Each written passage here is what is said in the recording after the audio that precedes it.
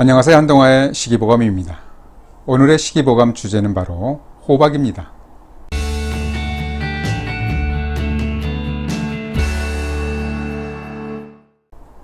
들녘의 늙은 호박을 보면 무엇보다 호박죽 생각이 납니다. 제가 어렸을 때는 늙은 호박을 따다 마루 한켠에 보관해 놓고 겨울철 내내 호박죽을 끓여 먹었던 기억이 있습니다. 호박죽은 맛있을 뿐만 아니라 건강을 챙기는데도 그만이었습니다. 호박은 박과의 덩굴성 한해살이풀로 열대 및 남아메리카가 원산으로 지금은 전 세계에 걸쳐서 재배되고 있습니다. 호박이란 이름은 한자어로 조선시대 후기 청나라에서 들어온 박이라고 해서 붙여진 이름입니다.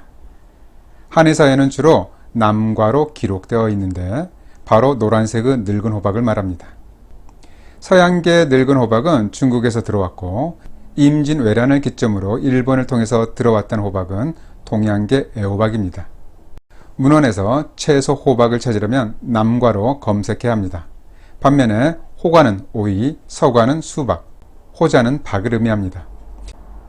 간혹 일부 인터넷 내용을 보면 동의보감에 호박의 내용을 가져다 채소 호박의 효능으로 설명하는 오류를 범하지만 호박은 송진이 굳어서 생긴 것을 말합니다.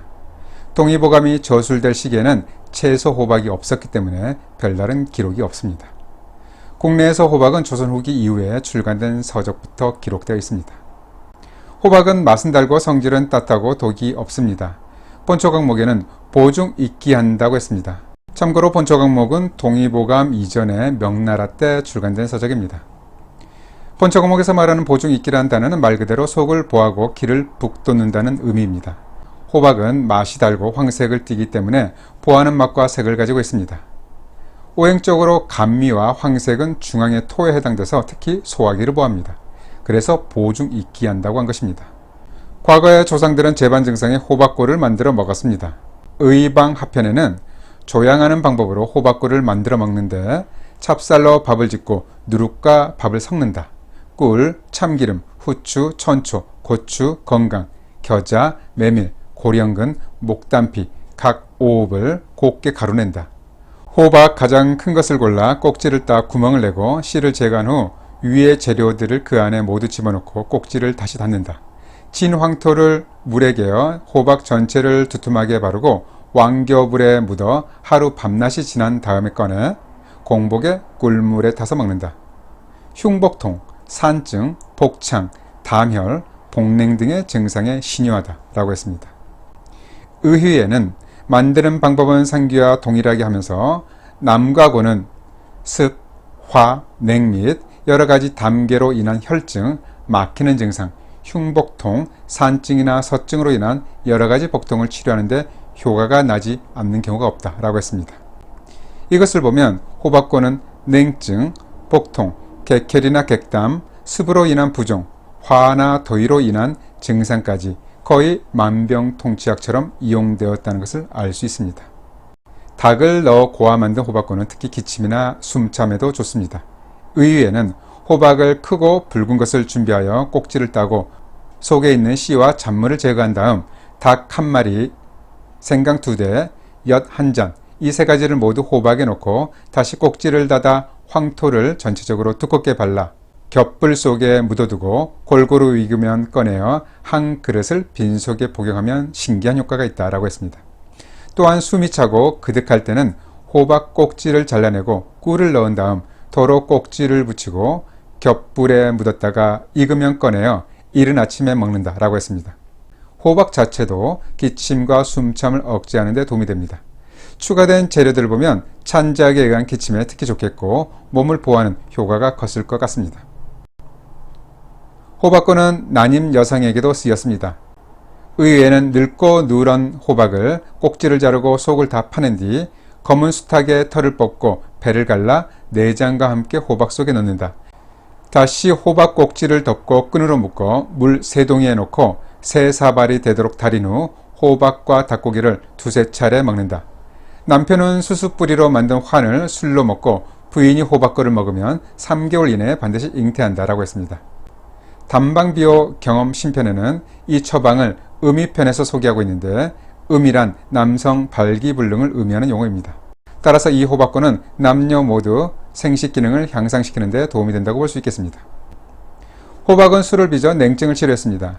의외에는 냉증에는 호박 큰 것 한 개를 윗부분을 자르고 그 안에서 술을 빚는데 자른 부분으로 도로 윗부분을 닫는다. 호박 속의 씨는 제거한다. 10여일 뒤에 술이 익으면 마신다. 술을 만드는 재료는 찹쌀 한 대 5홉, 메밀 5홉, 누룩 적당량을 넣는다라고 했습니다. 호박술은 혈액순환을 촉진하면서 냉증을 개선시키는 효과가 있습니다. 호박은 소염 진통작용이 있습니다. 양이미에는 호박의 속을 따뜻하게 해서 붙이면 종기의 독을 삭힌다.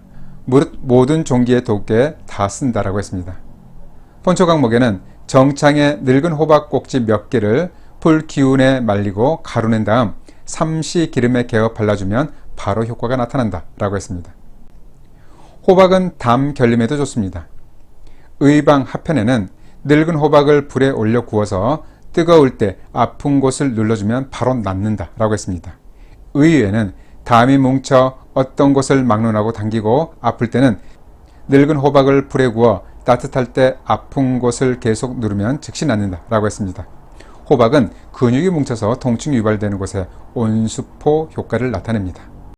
호박 속은 남과 양이라고 했는데 화상을 치료하는 데도 이용되었습니다.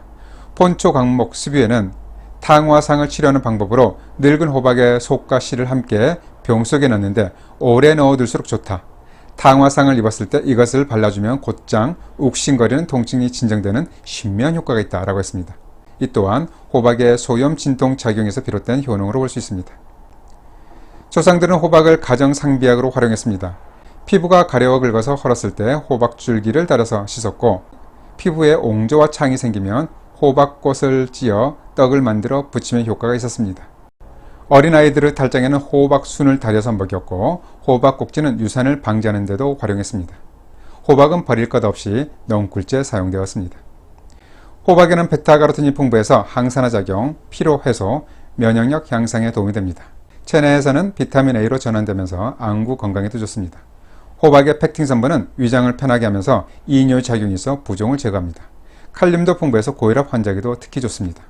호박씨에는 불포화 지방산과 아연, 레시틴이 많아서 혈관 건강에도 좋고 탈모를 예방합니다.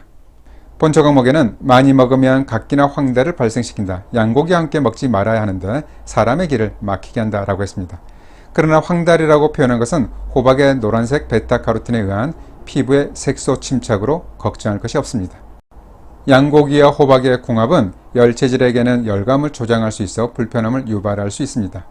양고기는 육류 중에 기운이 가장 뜨겁습니다. 기를 막히게 한다는 말은 열로 인한 답답함을 표현한 것 같습니다. 그러나 냉체질에게는 오히려 도움이 되는 궁합으로 볼 수 있습니다. 이런 것을 보면 닭고기와 궁합도 냉체질에 적합하겠습니다. 성질이 냉한 돼지고기나 오리고기와는 호박이 냉성을 잡아줄 수 있어 무난한 궁합이 됩니다. 호박이 어떤 육류와 맞고 안 맞고가 아니라 자신의 체질에 맞게 결정하면 될 것입니다. 조상들의 건강 비법인 호박꿀을 한번 만들어 먹어봅시다. 호박죽, 호박찜, 호박차, 호박국, 호박찌개도 좋습니다. 호박 요리가 넝굴째 굴러오면 건강을 챙길 수 있습니다. 호박씨는 몰래 까먹더라도 호박은 대놓고 먹어봅시다. 호박은 먹는다고 자랑하는 것만큼 그만큼 건강해질 것입니다. 잘 들어보셨죠? 그럼 한동안의 시기보감 마칩니다. 감사합니다.